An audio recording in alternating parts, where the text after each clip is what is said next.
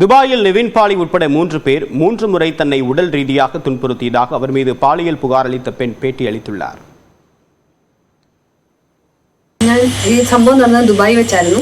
ഞാൻ ശ്രേയ എന്ന് പറയുന്ന ഒരു പെൺകുട്ടിയെ പരിചയപ്പെട്ടിട്ട് ഞാൻ പുറത്തോട്ട് പോകാനായിട്ട് ഒരു 3 ലക്ഷം രൂപ കൊടുത്തു.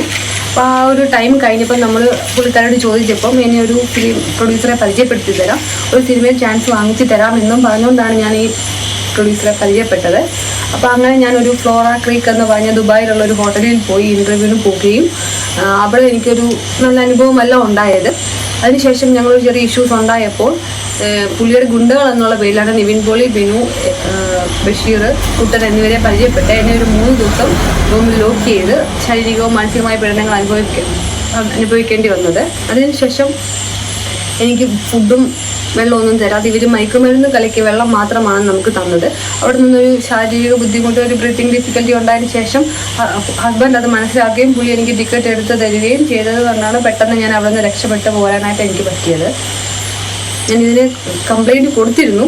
ഹർഷിത മേഡത്തിന് ഞാനിത് മെയിൽ അയച്ച് കൊടുക്കുകയും അത് ലോക്കൽ സ്റ്റേഷനിൽ അന്വേഷിക്കുകയും ചെയ്തിട്ട് അവരിതൊരു ദുബായ് നടന്ന സംഭവം ആയതുകൊണ്ട് ഇതിനൊരു